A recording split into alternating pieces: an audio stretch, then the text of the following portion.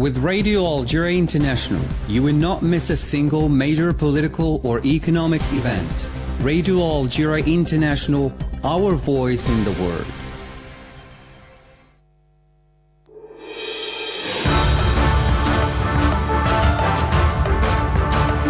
This is the English service of Radio Algeria International. It's time for the news. Algeria has sent the first cargo of fuel oil for Lebanon to help the country overcome the electricity crisis it is currently experiencing. The President of the Sahrawi Arab Democratic Republic, Brahim Ghali, has called on UN Secretary General Antonio Guterres to assume his responsibilities toward the Sahrawi people by putting an end to the ongoing violations of international law by Morocco. US Vice President Kamala Harris was once again confirmed as the Democratic Party's nominee at the Democratic National Convention.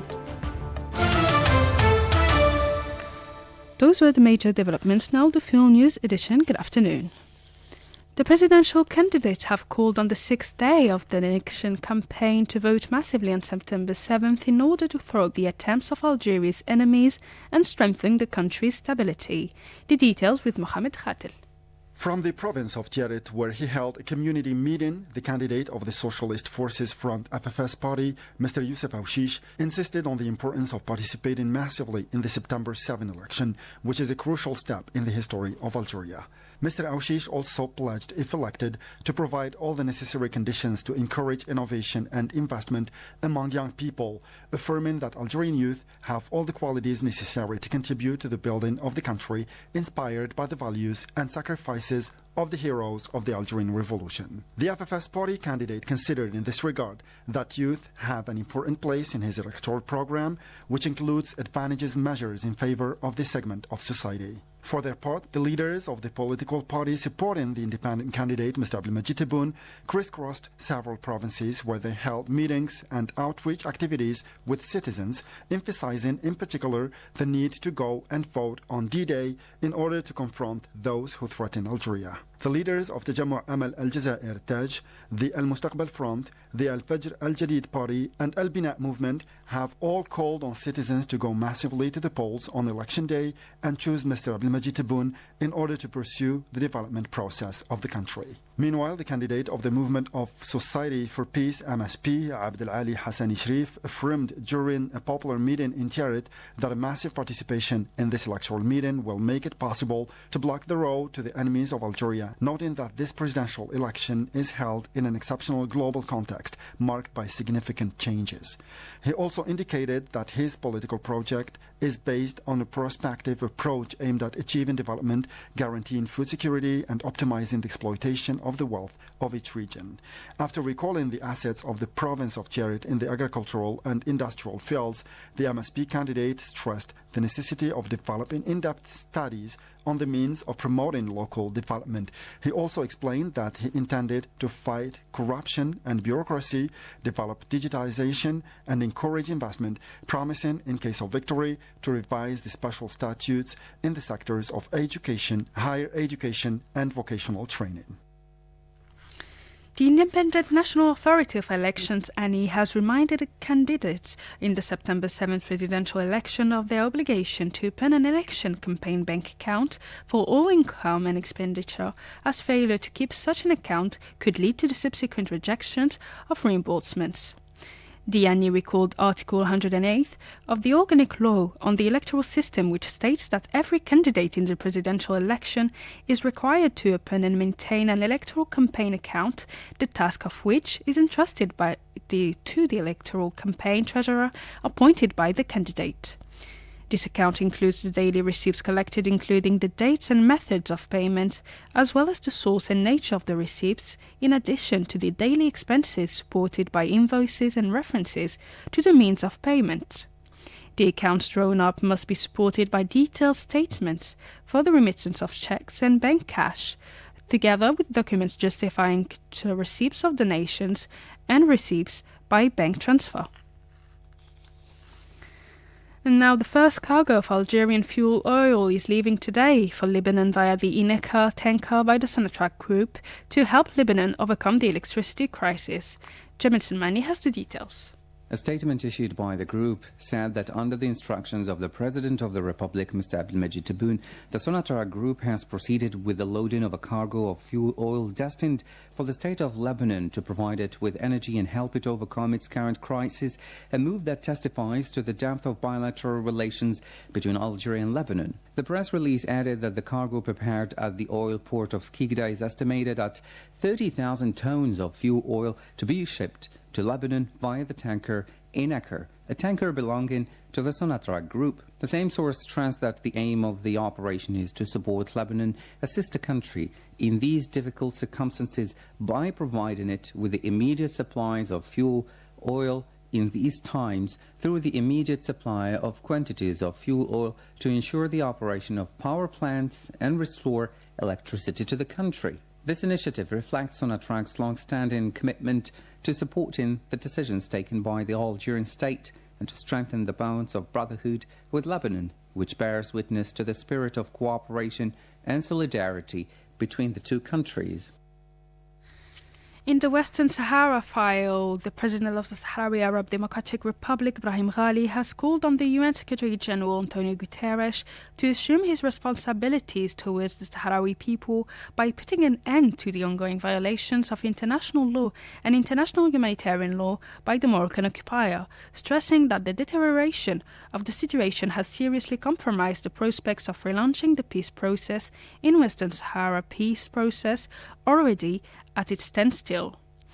In a letter addressed to Guterres, Brahim Ghali, who is also Secretary General of the Polisario Front, called on the UN Secretary General to take all measures to hold Morocco to account for its flagrant violations of international law and to use the authority conferred on him by the United Nations Charter and its relevant resolutions to ensure the protection of the fundamental rights of the Sahrawis in occupied Western Sahara, a territory awaiting of decolonization. And now the Polisario Front has affirmed in a communique issued at the end of the meeting of the Permanent Bureau of its National Secretariat, chaired by its Secretary General, the President of the Sahrawi Republic, Brahim Ghali, that the end of the status quo in the Moroccan-occupied Western Sahara cannot be achieved without a literal and strict implementation of the resolutions of international legality which enshrine the Sahrawi people's right to self-determination. Sahid Bougazi has more details. In accordance with the resolutions of international legality, only the Sahrawi people have the right to determine the final status of Western Sahara, including its sovereignty and the exploitation of its natural resources, as the communique, considering that interference in these affairs constitutes an inappropriate and misplaced intrusion from a legal, political and diplomatic point of view. In this respect, the Permanent Bureau of the Polisario Front National Secretariat underlined the responsibility of the United Nations in monitoring and completing the decolonization process in Western Sahara to enable the Sahrawi people to fully exercise their right to self-determination and independence. In another development, the French daily Libération wrote in its Tuesday edition that French companies operating in the occupied territories of Western Sahara are illegal under international law and could be guilty of financing colonization and complicity in war crimes. In a long article with the inspired title Western Sahara, France's Money Machine, Libération, which refers to Paris's official support for Morocco's autonomy plan for this region rich in strategic natural resources, indicates that the activities of these companies nevertheless raise the question of their legality under international law. The French daily points out that Western Sahara has been considered since 1963 a non-self-governing territory by the UN, and that its status will only be resolved once the Sahrawi people have exercised their right to self-determination. It also points out that an advisory opinion issued by the International Court of Justice in 1975 stated that there was no link of sovereignty between Western Sahara and Morocco. Still with the Western Sahara issue, forward detachments of the Sahrawi People's Liberation Army have targeted the military base of the Moroccan Occupation Army in the sector of Gelta, inflicting heavy human and material losses. Moving on to our Palestinian file, the toll of the Zionist genocidal aggression against the Gaza Strip has risen to 40,223 martyrs and 92,981 wounded since October 7th. The Zionist occupation army has committed 4 massacres in the last 24 hours in the Gaza Strip, resulting in the death of 50 people and injuring 124 others. The Palestinian health authorities indicated that a number of victims were still under the rubble and on the roads, and that the occupying forces were preventing ambulances and civil protection teams from coming to their aid. Another Palestinian journalist has been killed in a Zionist attack in Gaza, bringing the total death toll among the corporations since October 7th to 170. Medical sources said that Hamza Mutarja was killed in a bombardment that targeted the Mustafa Hafiz school, housing hundreds of displaced persons in the Ar-Rimal neighborhood west of Gaza City. At least 12 people were killed and dozens injured in the attack, according to the latest civil defense figures. The media office called on the international community and groups defending the rights of journalists to prosecute the Zionist entity before international courts for its crimes against Palestinian civilians and journalists. And now the health authorities in the Gaza Strip have said that fuel is only sufficient for 24 hours, and the lack of medicines is limiting aid to the wounded in the Palestinian enclave, subjected to a genocidal war for more than 10 months. Munir al-Birsh, Director General of the Ministry of Health in Gaza, said that the occupying army prevented the entry of an international convoy with medicines and fuel into the Strip, underlining that the lack of fuel and medicines prevents the wounded from being saved from the occupation's massacres. He added that the occupation was intentionally killing as many displaced persons as possible in the shelters. The Zionist siege and the catastrophic situation come at a time when the occupation is committing further bloody massacres against civilians. Earlier in the day, the occupation committed a new massacre by targeting the Mustafa Hafiz school, which houses displaced persons west of the city of Gaza, killing more than 20 people. In the past 24 hours, the occupation has committed 3 massacres against families in the Gaza Strip, resulting in 34 martyrs and 114 wounded, according to the Ministry of Health. The several Jewish settlers today stormed the esplanade of the Al-Aqsa Mosque in the occupied holy city of Al-Quds under the protection of the Zionist occupation police. The settlers entered the holy mosque in successive groups and performed Talmudic rituals in its courtyard. For its part, the Zionist occupation police transformed the old city of Al-Quds into a military barracks and deployed hundreds of elements at the gate of the holy mosque. And now the UN Security Council is holding today high-level open debates on peace building and peacekeeping. Jamal Salmani has the details. Sierra Leone's Minister of Foreign Affairs and International Cooperation, Timothy Musa Kaba, chairs the meeting, which is one of the flagship events of Sierra Leone's presidency of the Council in August. The meeting aims to facilitate a broader reflection on the new agenda for peace and on how it can contribute to promoting conflict prevention at national, regional and global levels. Sierra Leone's concept note argues that the NAFP can give new impetus to nationally led prevention strategies and maintains that the UN is well placed to assist member states in taking these strategies forward, including by addressing such issues as the lack of technical expertise and funding gaps. The concept note also stressed the implementation of the African Union's flagship initiative, Silencing the Guns by 2030, which prioritizes prevention to achieve a peaceful and secure Africa. The open debate will also provide an opportunity for member states to share their experiences in developing national prevention strategies, notably through successful institutional interventions leading to the effective delivery of public services. You're still listening to Radio Algeria International. The Director General of the World Health Organization, WHO, Tedros Adhanom Ghebreyesus, has stressed that the escalating violence in Sudan was destroying the country's health system. Speaking on the X platform, Mr. Ghebreyesus said that 14.7 million people needed life-saving health services, but that the lack of safe and unrestricted access was preventing the delivery of medicines and supplies as well as putting civilians and health workers at risk. He said there is a funding gap for humanitarian aid and health support in Sudan.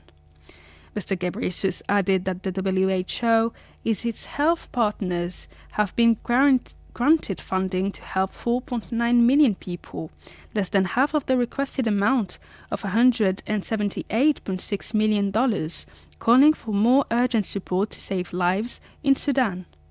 Let's recall that in mid-April 2023, a war broke out between the Sudanese army and the Rapid Support Paramilitary Forces, RSF, leaving around 18,800 people dead and more than 10 million displaced and refugees. The UN Secretary-General Antonio Guterres has paid tribute to victims and survivors of terrorism on the International Day, which spotlights the issue each year. This year's International Day of Remembrance and Tribute to the Victims of Terrorism takes place under the theme Voices for Peace, Victims of Terrorism as Peace Advocates and Educators. Let's listen to the message of Mr. Guterres. Today, we remember and honor the victims and survivors of terrorism. Acts of terrorism create a wave of unimaginable grief. Families and communities torn apart by terrorist acts are forever changed. The scars, both visible and invisible, never fully heal. Through the torment and tragedy, we have also witnessed remarkable examples of resilience and the enduring power of our common humanity. This year's theme is Voices for Peace, Victims of Terrorism as Peace Advocates and Educators. We pay tribute to all victims and survivors, including those who have chosen to share their stories about perseverance and forgiveness. Reflecting on personal trauma to educate others is an act of immense courage. This day urges us to listen and to learn, and it is a reminder that we must always seek out the light of hope. Together, we can raise up the voices of all victims and survivors. Together, we can help educate present and future generations. Together, we can build more peaceful, resilient societies for all. The day was established by the UN General Assembly in 2017 to honor and support victims and survivors while also promoting their human rights and fundamental freedoms. And as mentioned earlier in our top stories, US Vice President Kamala Harris, who already secured enough delegates to become the Democratic presidential nominee in a virtual roll call vote earlier this month, was once again confirmed as the party's nominee yesterday's night at the Democratic National Convention. Harris' home state of California voted 482 times for her, propelling her to the lead in a roll call vote. California Governor Gavin Newsom said that the future is built in California first, and as a Democrat, he has been privileged for over 20 years to see the future take shape with a star in the Alameda County courtroom named Kamala Harris. On August 6, the Democratic National Committee announced that Harris had been officially nominated as the party's presidential candidate following a 5-day online voting process. Tuesday marked the second day of the 2024 Democratic National Convention, which will be held at the United Center in Chicago from 19 to the 20th of August. Several leading Democrats, including former U.S. President Barack Obama, with his wife, former First Lady Michelle, and Vermont Senator Bernie Sanders, have spoken at the event.